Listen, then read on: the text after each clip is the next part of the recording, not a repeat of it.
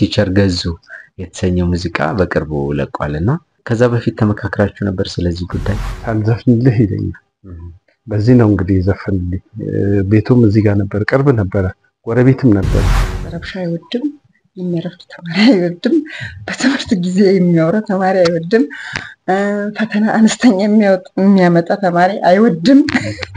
ምንድነው ዮናስ ያለኝ በኢቢኤስ ላይ ትምህርት ቤቶች ብዙ ተዘፍኖላቸዋል፣ መምህር ሲዘፈንለት ግን የመጀመሪያው ነው። የመጀመሪያ ሰው ነው ሲለኝ ነው አሰምቶኝ ላወጣው ነው ሲለኝ እንባዬ ነው የወረደው ከደስታ የተነሳ። እንደውም ትላንትና ነው በሚገባ የሰማሁት። እንባዬ ማቆጣጠር ስለማልችል እንጂ አላውቅም። ማንም ያላደረገውን ይህን ያህል ክብር ሰጥቶት እንደዚህ ማድረጉ በስፋት እግዚአብሔር ያክብረው። በችግሬም በሐዘኔም አብራኝ መኖሯ የበለጠ እንደወዳትና እንድቀርባት አድርጎኝ። በጣም ጥሩ ባለም ነው፣ አባትም ነው፣ ወንድም ነው፣ ሁሉ ነገር ነው። አባቴ ሲሞት እንደውም እኔ ትምህርት ቤት ነበርኩ። እሷ ነች እንግዲህ መሞቱን ነግረውኝ ነው የመጣሁት። ለምሳሌ ሳያትም አለች፣ ሳያት ደምሴ እዚህ ነው የተማረችው? እዚህ ነው የተማረችው። ከመምህር ገዙ መጣ ገዙ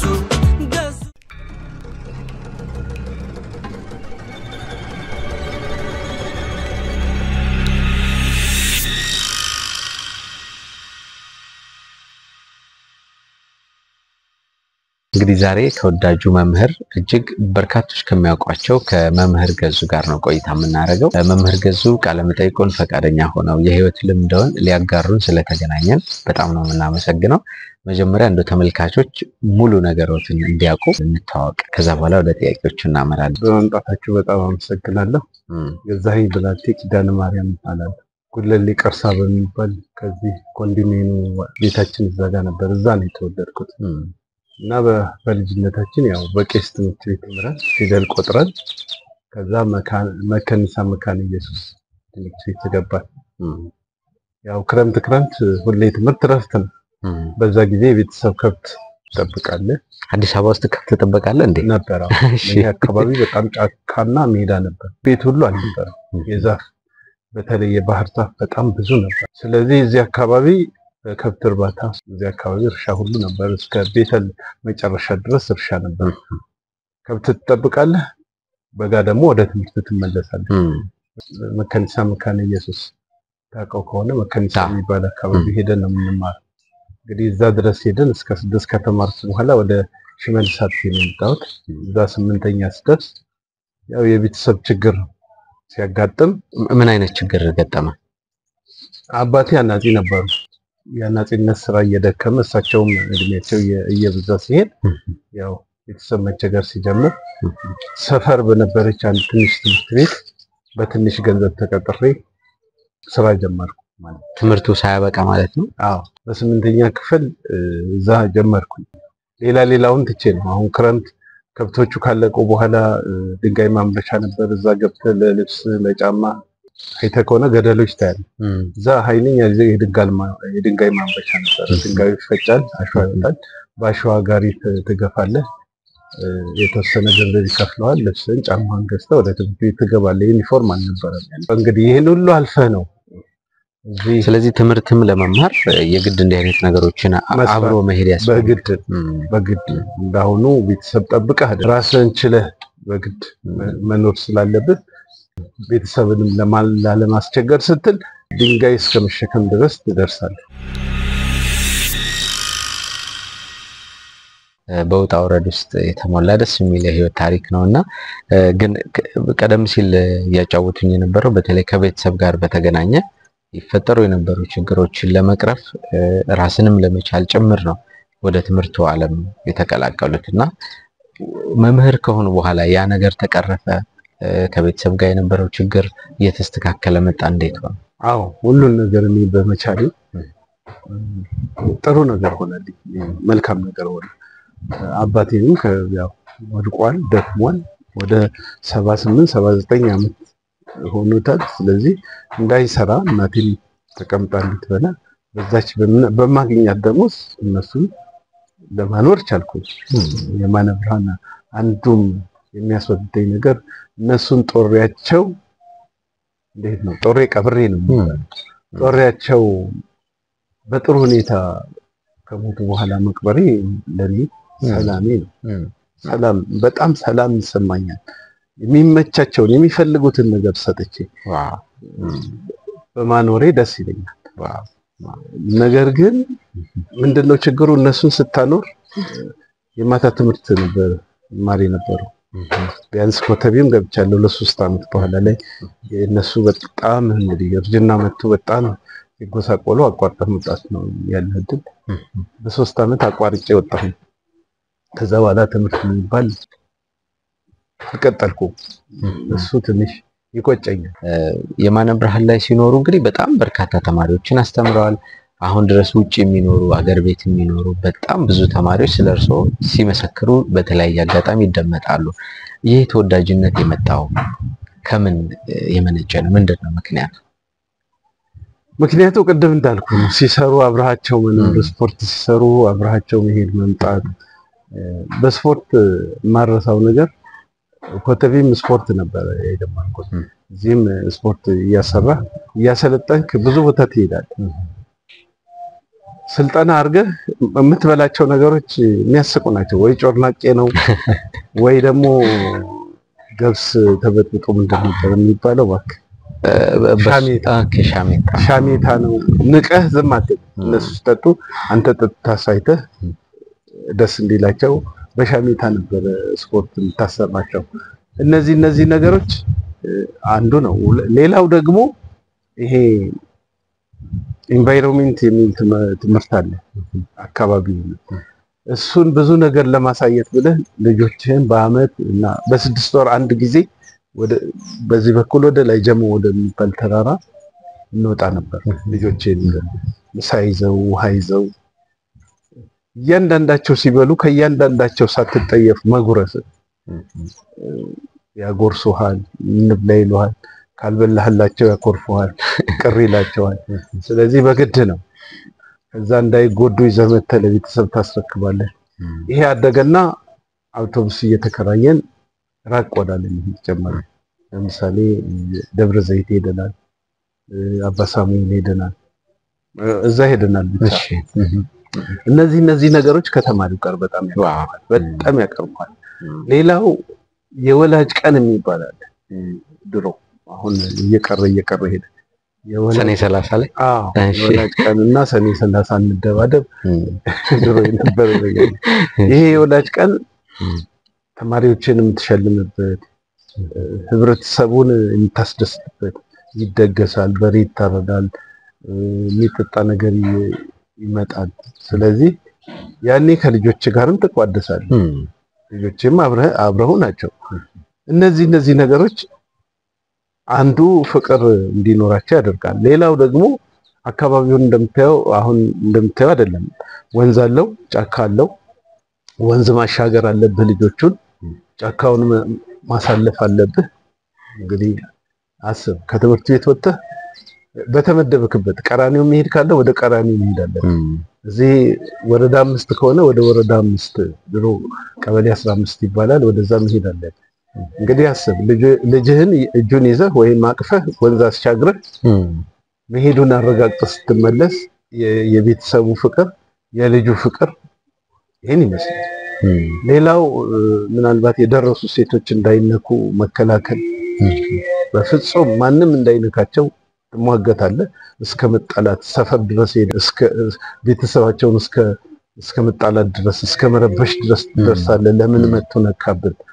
እነዚህ ነገሮች ከልጆቹ ጋር የነበረን ፍቅር አጉልተውታል። ሌላው ካጠፉ ዝም አትል። ለምሳሌ ዋና ይሄዱብሃል፣ ዋና ሄደው የሞቱብህ ልጆች አሉ። ያ ስለሚያሰቅቅ በሱ ትቀጣለህ። ማርፈድ በዛ አይነት አጋጣሚዎች ነበሩ። እንዴት ሊፈጠር ቻለ? ያው ሲዋኙ ደለል ስለሚኖረው ደለል ይዟቸው እዛው ይቀራሉ። እንግዲህ ተጠፍቶ ነው እሳት አደጋ ተጠፍቶ ነው ያወጣቸው 2 ልጆች አቃል። ያ አሰቃቂ ነው። ስለዚህ ዋና እንዳይሄዱ ትከለክላለህ። ከሄዱ እንዲያደርገው ትቀጣለህ። ቅጣቱን እሺ ብሎ ነው የሚቀበል። 2 አይነት ነው። ዋና ሲሄዱ የሚሸውዱ ቅባት ይቀባል። ለምን ውሃው ጨው ያስመስላል በዛ ሰዓት። ስለዚህ እንዳይታወቅ አንዳንዱ ይረሳና ይመጣል። የት ነበርክ ትለው። እሺ በፊቱ ትቀጣዋለህ፣ ወላጅ ጠርተህ ታሳያለህ። እንዳይሞቱብህ ነው። ማርፈድ አይቻልም፣ በማርፈድ ጊዜ ትቀጣለህ። ከክፍል መውጣት አይቻልም፣ ከክፍል ወጥቶ ካገኘ ትቀጣለህ።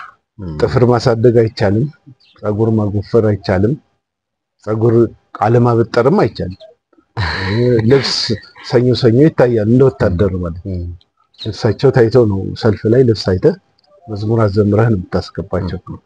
ይሄ ነው እንግዲህ ሳይረሱኝ እስካሁን ቆይተው ሲዘፈንልኝ ድረስ የደረሰው ቤት ከማደስ እስከ መስፈን። ይሄ ለኔ ትልቅ ነገር ነው። ግን እንደው ለመቼም ልጅ ሆኖ ብዙ ተማሪ ጥፋት ያጠፋል። እርሶ እንዳሉኝ ደግሞ ጥፋት ሲያጠፋ ይቀጣል፣ በእርግጥ እንዲስተካከል ይደረጋል።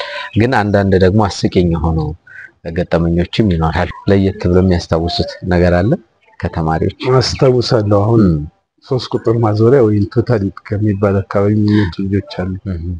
ትንሽ ኃይል ያላቸው ልጆች ነበሩ።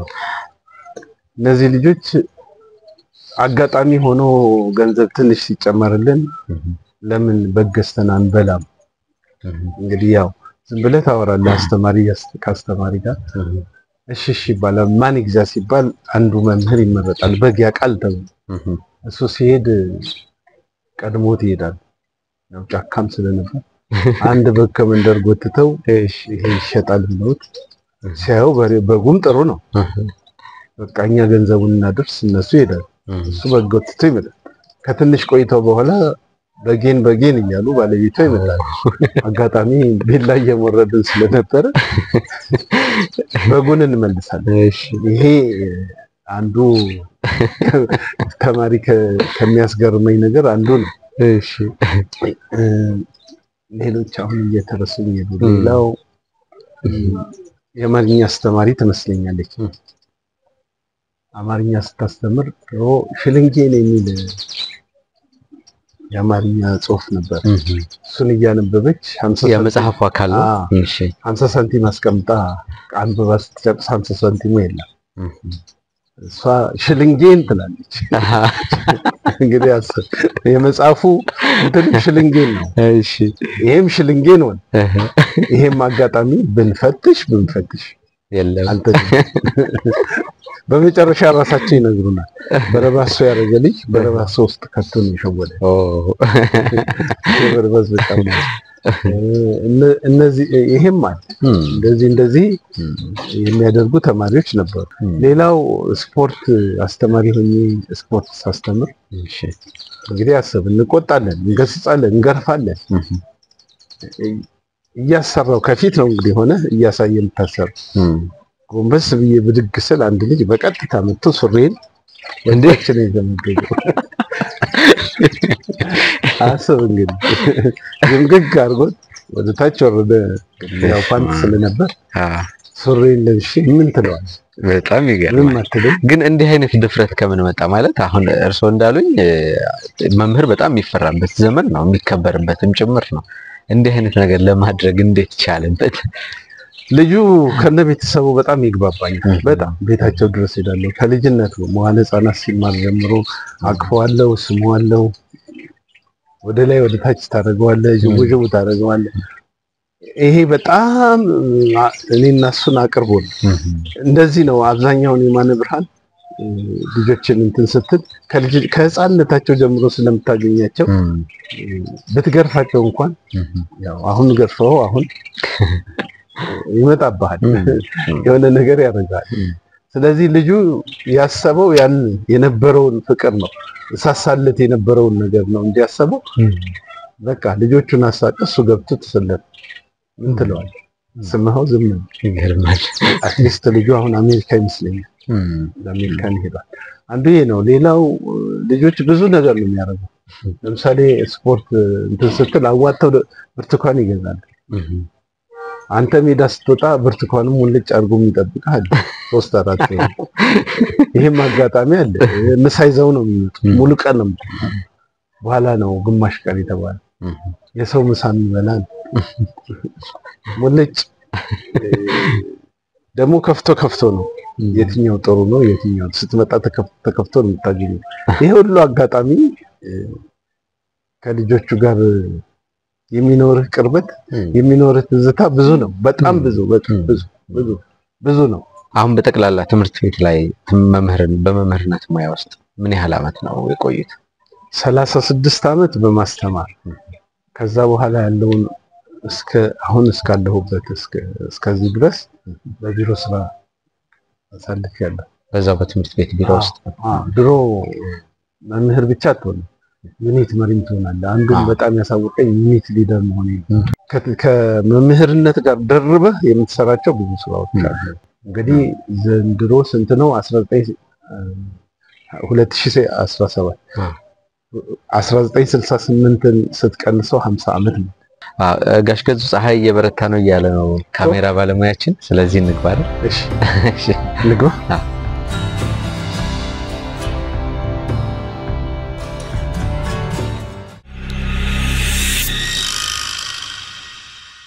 ከመምህር ገዙ ጋር እስካሁን ልዩ ቆይታ ነው እያደረግን የነበረው። ደስ የሚሉ ጨዋታዎችን እየተጨዋወትን ነበር።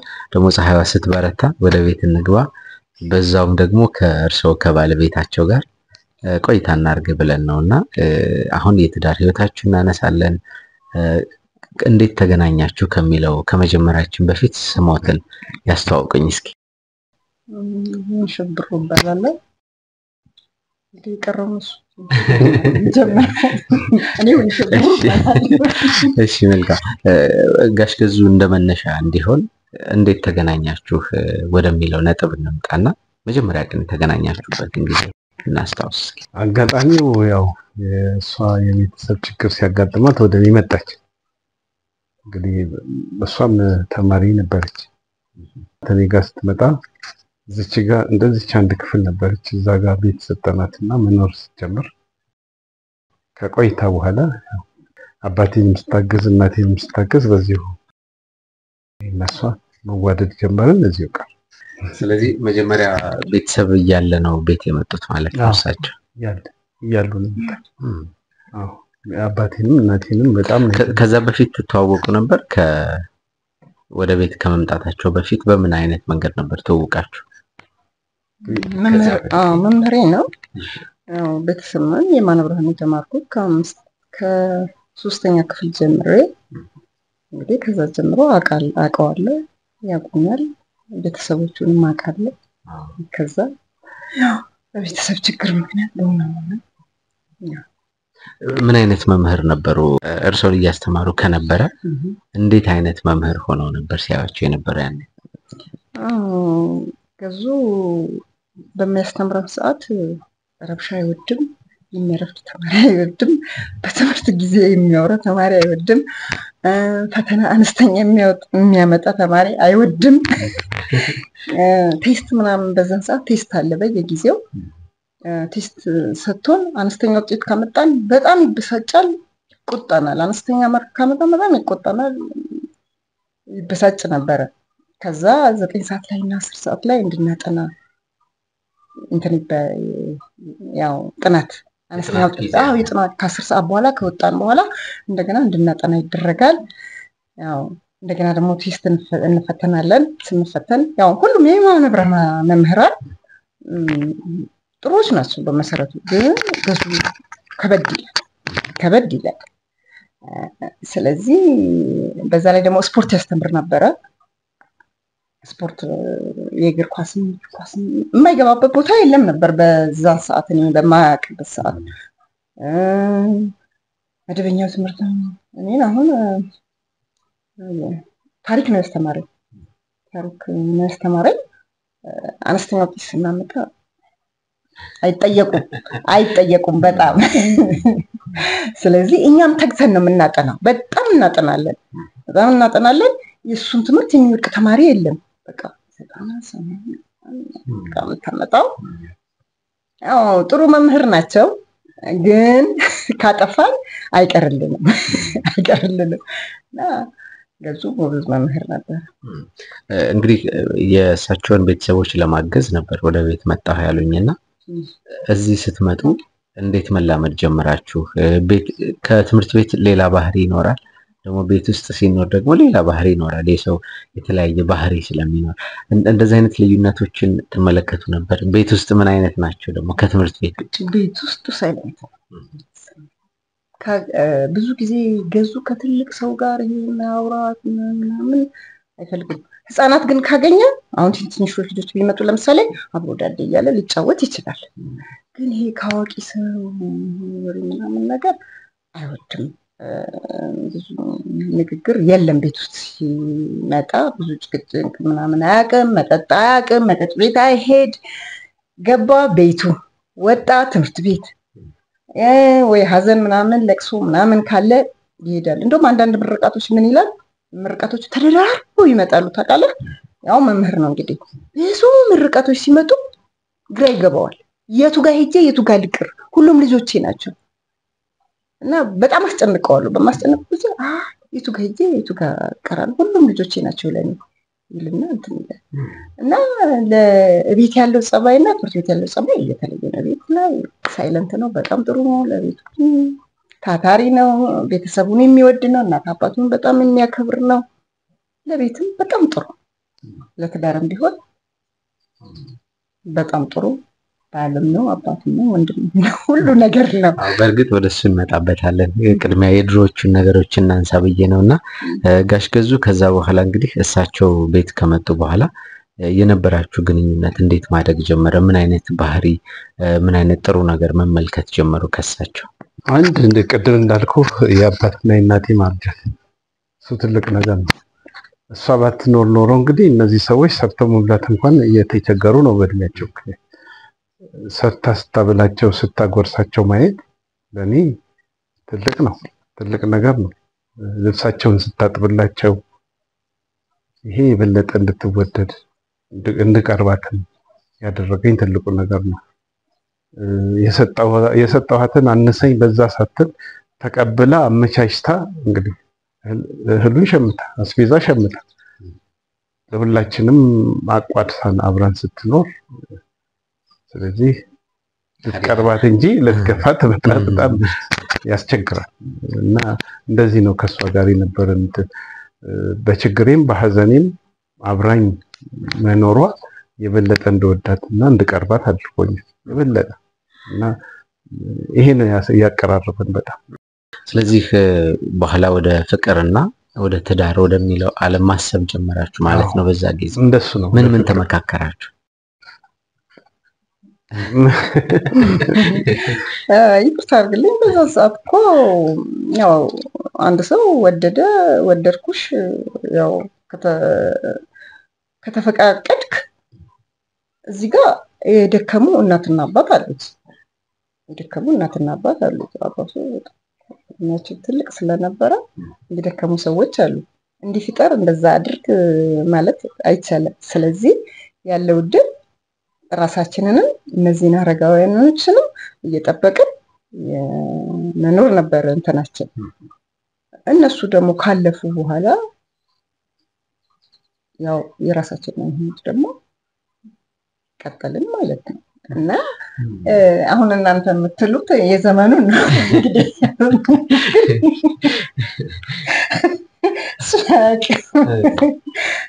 እሱን አላውቅም።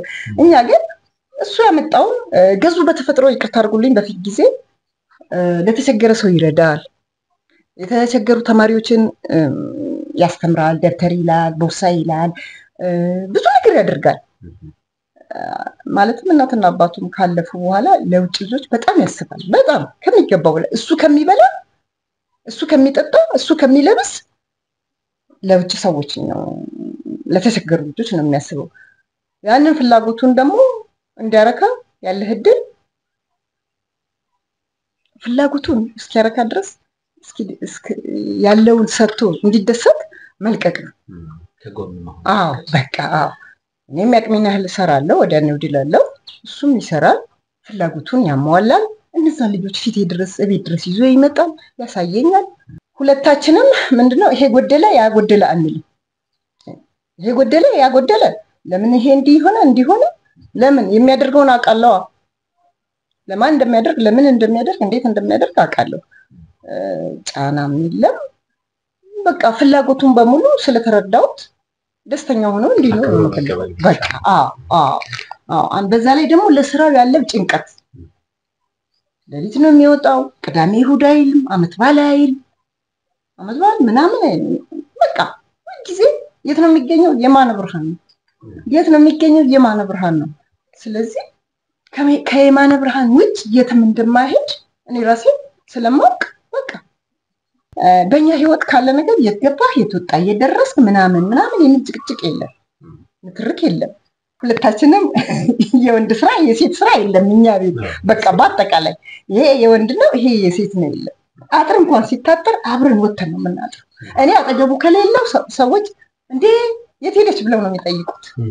ስለዚህ በቃ ህይወታችንን እኛ እንደዚህ ነው የገፋን። በጣም ደስ ቤት ውስጥ ያግዛሉ እንዴ በደንብ አድርገው ልብስ አጥባለሁ ቤት ጠርጋለሁ አልጋ ነጥፋለሁ እንዴ ወጥ መስራት አልችልም ከዛ ወዲህ አብዛኛውን ስራ ይሰራል። በቃ ልብስ ያጥባል ቤቱን ያጸዳል ምን ይላል። እኛ ቤት ይሄ ከሌ ነው ይሄ ከሌ ነው ይላል። ይሄ ወንድ ነው ሚስማር እየመታ ነውና ገዙን ወይ እሸት ቆማ አታየው ያቅማን ያል ትሞክራለች። ስለዚህ ያ ባህሪው ጥሩ ነው በጣም ጥሩ ነው። ምናልባት ይሆናል መጥፎ ኃይለኛ ይሆናል አላውቅም። እሱ ጥሩ ሰው ነው አላውቅም። ጋሽ ገዙ ቀደም ብለው እያጫወቱኝ እንደነበረው ቤተሰብ እናትና አባት በደከሙ ጊዜ ከዛ በኋላ ህልፈተ ህይወታቸው በመጣ ጊዜ እንግዲህ እሳቸው አጠገቦት እንደነበሩ እያወራን ነው። በዛ ሰዓት የነበራቸው መተጋገዝ እሳቸው እዛ መኖራቸው ምክንያቱም እናትን አባትን ያህል ነገር ማጣት ቀላል ስላልሆነ በተለይ ብዙ ነገር የሆኑላቸው ወላጆችን ሲያጡ እሳቸው የነበራቸው ገዛ ምን ይመስል ነበር? በጣም አባቴ ሲሞት እንደውም እኔ ትምህርት ቤት ነበርኩ። እሷ ነች እንግዲህ መሞቱን ነግሮኝ ነው የመጣሁት። ስለዚህ አባቴን ዘርግቶ ገንዞ ቀላል አይደለም። በ98 አመቱ ነው የሞተው በከፍተኛ እድሜ። እንግዲህ ያረጀ ሰው ከባድ ነው። ለሶስት ቀን የታመመው በሶስቱም ቀን ሲታመም እሷ አልተለየችው። ከሞተም በኋላ እንግዲህ አይዞህ የምትለኝ እሷ ነበረች። እርግጥ ከውጪ ወንድሞች አክስቶች ምናምኖች ይመጣሉ። ከሷ ውጪ ያደረገልኝ የለም። አባቴ ሲሞት እናቴም ስትሞት እንደዚህ ሆኖ ትንሽ ወንድሜ ወታደር ስለነበር ከወታደር ከሱዳን ወደዚህ መጥቶ ማዘሬ በጣም ለረጅም ጊዜ አስቸግራ ነበር በመታመም። እኔም ትንሽ ተሰቃይቼ ነበር። የዛን ጊዜ እንግዲህ የሷ መኖር ነው ትልቅ ነገር የነበረው። ስለዚህ እናትን አጥቦልኝ ሬሳዋን አስተካክሎ መቆየት የሷ ነው። ስለዚህ እንደዚህ ያለ መስዋዕትነት የከፈለች ሚስት ናት። ቀልድ ደስ ይላል በጣም። እንግዲህ በትዳር ህይወት አሁን ምን ያህል አመት ቁጥር በርግጥ እንዳትጠይቀኝ ብለኝ ይመልስ ከ1972 73 እንግዲህ ከዛ ጊዜ ጀምረን 40 ወደ 40 አመት እየቀረበ ነው። ከመኳረፍ ውጪ ተጣልተን ሂጂ ውጪ የሚል ነገር የለም። እዚሁ ተኳርፈን እዚህ ያልቃል። ለተወሰነ ቀን ለተወሰነ ሰዓት ለተወሰነ ጊዜ ዝም ተባብለን በኋላ ምን ሆነሽ ነው መቀጠል ኩርፊያችን ምን እንደሆነ ታውቃለህ? ቤት ውስጥ አንድ የሚሰራ ነገር ካለ የሆነ ነገር ይጣራው የሆነ ነገር ብቻ እና ያን ነገር እንዲሰራልኝ እኔ አናጽንፋ እሱ ሙያው እያለው እኔ ከውጭ መጣር አልፈልግም። ስለዚህ ስራልኝ ስለው የማነ ብርሃን ነው ሁልጊዜ የማነ ብርሃን ነው በቃ ጀት ሆናለሁ የእንግዲህ ጀት ሆናለሁ። ከዛ ይቀርም ያን ለካ መዶሻው ምናምን ሲያወጣ ይለቀኛል። መሰላላችንን ይዘን ግቢ ውስጥም ቁፈራ ካለ አትክልቱም ካለ ይሄን ስራልኝ ብዬ ይሄ እንዲሁም ብዬ እሱ ስራ ስለሚበዛበት እዛ ስለሚል በቃ ይሄን እንጂ ሌላ ነገር ምንም ነገር የለም። ትልቁ የሚያጋጭ የማነ ብርሃን ቅርስ ይልቅ እሱ አይወድም በፍጹም።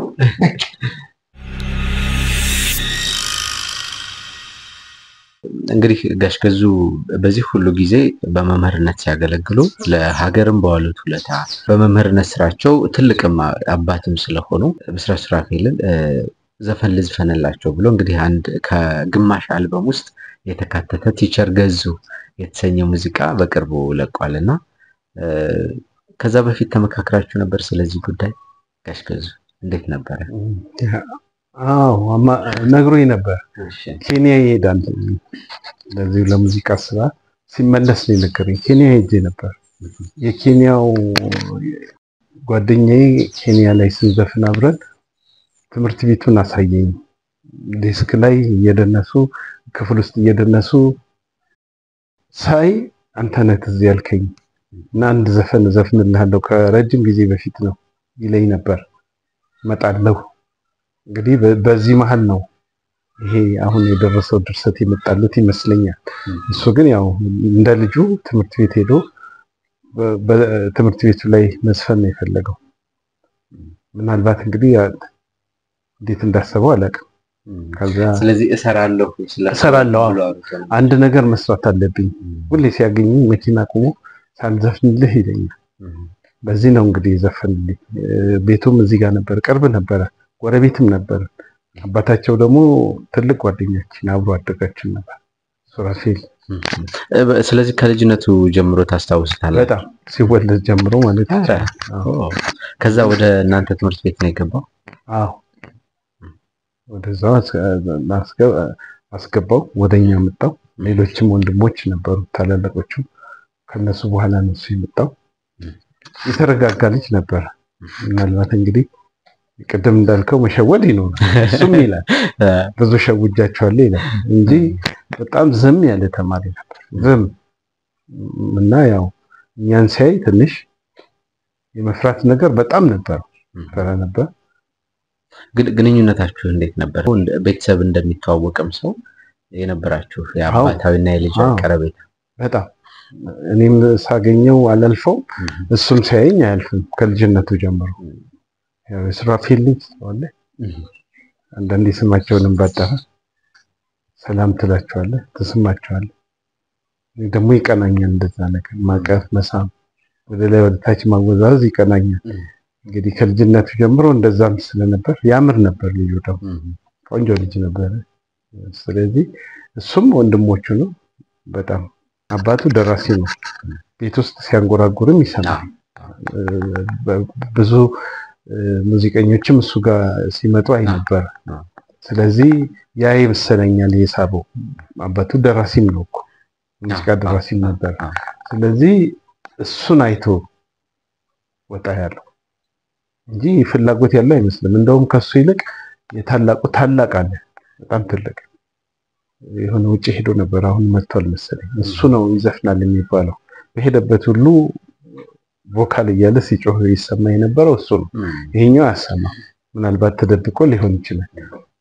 ትምህርት ቤት ውስጥ እንደዚህ አይነት ነገር ሲያሳይ ያለኝ ኳስ ሲጫወት ከልጆች ጋር ሲሯሯጥ እንጂ እንደዚህ ይሆናል ብለንም አልገመትም። ግን በአንድ ጊዜ ወጣት ብሎ በኋላ እንግዲህ በተለያዩ የሙዚቃ መተግበሪያ ቦታዎች ላይ በደንብ እየሰፋ እየተመለከትነው ነው የመጣነውና እንደዛ ደርሶ ለዚህ ቁም ነገር ደርሶ በመላ ኢትዮጵያን ታዋቂ ሆኖ እሱ ብቻ ሳይሆን ደግሞ ሌሎችም እርሱ ያስተማሯቸው ልጆች ይኖራሉ ብዬ አስባለሁ። ውጭ ይኖራሉ ቁም ነገር ላይ የደረሱ ሰዎች እና በስራትን ጨምሮ እንዲህ ያሉ ልጆች ለዚህ ቁም ነገር በቅተው ሲመለከቷቸው እንዴት ያለ ስሜት ነው እርሱ የሚሰማው? አንዳንድ ጊዜ ልጆቹ እንደዚህ ይደርሳሉ ብለህ ካልገመትክ በስተቀር አንድ ቦታ ላይ ያገኛቻለሁ ብለህ መምህር ሆነ ካላሰብክ ከባድ ነው የሚሆነው። አስባቸው ስለነበር ሲደርሱ በጣም ደስ ይላል። በጣም ትፈነጥዛለህ ማለት ይቻላል ከደስታ የተነሳ። ለምሳሌ ሳያትም አለች፣ ሳያት ደምሴ እዚህ ነው የተማረችው። እህቷ ሀና ደምሴ ትባላለች። ኃይለኛ ጋዜጠኛ ነበረች። ፍጹሜን ታውቃት እንደሆነ አላውቅም። እሷም ጋዜጠኛ ፍጹም የምትባል የወጣቶች አዘጋጅ ነበረች። እሷ አለች። ከሰይፉ ጋር ታየ መላኩ የሚባል ሬዲዮ ዝግጅት ውስጥ የነበረ ማለ አሁን ማስታወቂያ ነው የሚሰራው የመድረክ አስተዋዋቂ ነው። እነዚህ በቅርብ ያሉ ናቸው። በጣም ብዙ ናቸው። ይሄ በማዕረግ የተመረጡም ማዕረግ ያላቸው ፖሊሶች ምናምኖች ብዙ ናቸው። ግን ደግሞ ኮማንደሮች ይበዛሉ ብዬ ነው የምታደርገው። ኮማንደር የደረሱ እነዚህን ስታይ እንኳን አስተማርኩኝ ትላለህ። የደስታ ብዛት ደግሞ ጤንነት ጥሩ ይሆናል። በቃ ደስታው ጤና አርጎኛ ኖርኛል የሚል የራሴ አስተሳሰብ አለኝ። ልጆቼን ሳይ በቃ ሆስፒታል ስትሄድ ነርስ ሆነው ዶክተር ሆነው ና ሲሉ አትቆም ሲሉ ደስ ይላል። አሁን በቀደም የቀበሌ መታወቂያ ላወጣ ሄጄ እናት ነች እንግዲህ የተማሪ እናት ያው ተማሪ አይደለም የራሴን ተማሪ ጠፋ ለምንድን ነው ያስቀመጥከው ብላ ስትነግረው እዛው ኦዲተር ነች ለምንድን ነው ያስቀመጥከው ብላ ስትናገር አስገራሚ ነው። እንኳን አስተማርኩ ትላለህ። መምህርነት ታላቅነት ነው። መምህርነት ትልቅነት ነው። መምህርነት ጥሩነት ነው። መምህርነት አባትነት ነው። ባትወልድም የመንፈስ አባት ነህ። ስለዚህ ለልጆቹ ጥሩ ማድረግ ከልጆቹ ጋር መታገልና መኖር ትልቅ ያደርጋል። ትልቅ ትሆናለህ። እንዳሁን እንግዲህ ምንድነው ዮናስ ያለኝ በኢቢኤስ ላይ አንድ ዘፋኝ ጠርቶ ጎንደር ዮሐንስ ትምህርት ቤትን ዘፍኖለታል። ትምህርት ቤቶች ብዙ ተዘፍኖላቸዋል። መምህር ሲዘፈንለት ግን የመጀመሪያ ነው። የመጀመሪያ ሰው ነው ሲለኝ ነበር እና የመጀመሪያ መሆኔ ደግሞ በጣም ያስደስተኛል። እውነት ለመናገር ያስደስተኛል። ብስራትም በዚህ በኩል ሊመሰገን ይገባል ያስባለሁ። ምክንያቱም መምህርን ያክል ነገር አስታውሶ በእንዲህ አይነት መንገድ መዘከር ትልቅ ነገር ስለሆነ አሪፍ እይታ ነው፣ ለየት ያለ ነው እና በጣም እውነት ለመናገር እናመሰግናለን። ለሌሎችም የሙዚቃ ባለሙያዎች የኪነጥበብ ሰዎች ምሳሌ ሊሆን የሚችል መነሻ የሚሆን ነጥብ ስለሆነ ማለት ነው። ግን ምን ተሰማዎት ሲዘፈንልዎት? አይ አስለቅሶኛል።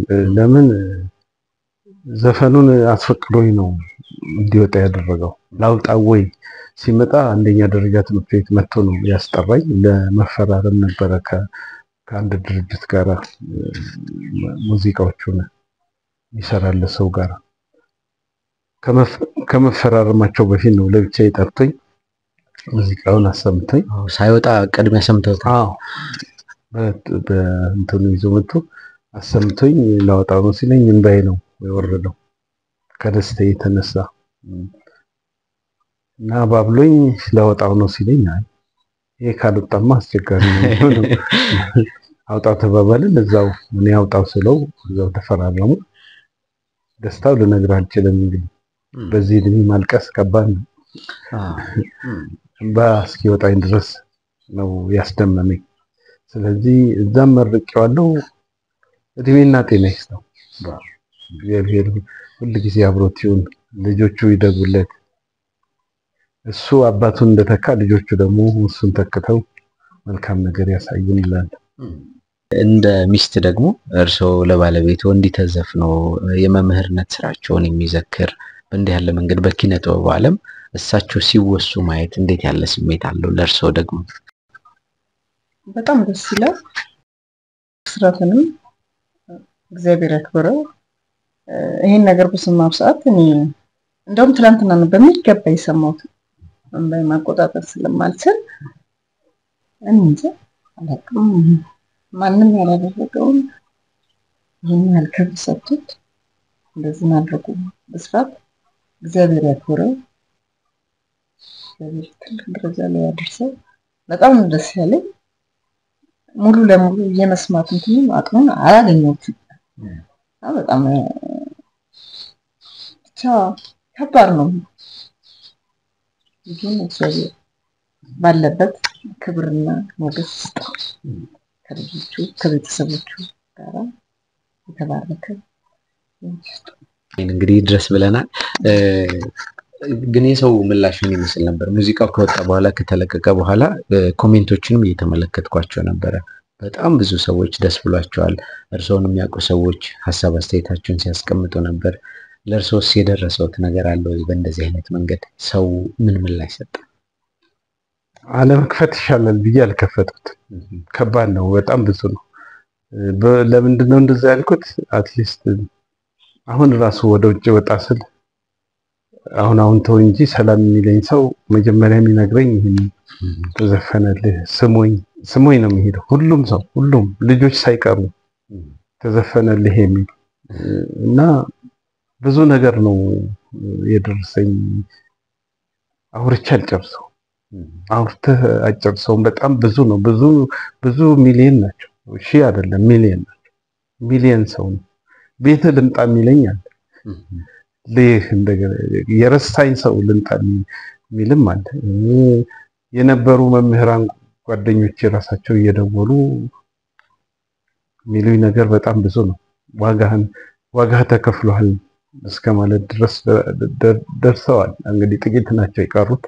ብዙዎቹ ያለፉም አሉ፣ ከአካባቢ የሚራቁ አሉ እና በዛ ጊዜ የነበሩ እንደዚህ እያሉኝ ነው እና ብቻ አስተያየቱ እኔ እንጃ እኔ ይህን ያህል ሰርቻለሁ ሆይ እንደዚህ ነበር አድርጌ ነበር ወይ እስክል ድረስ ነው።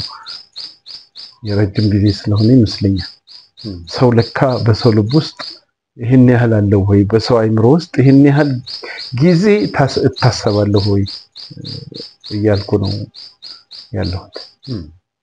ብዙ ሰው ያስበኛል።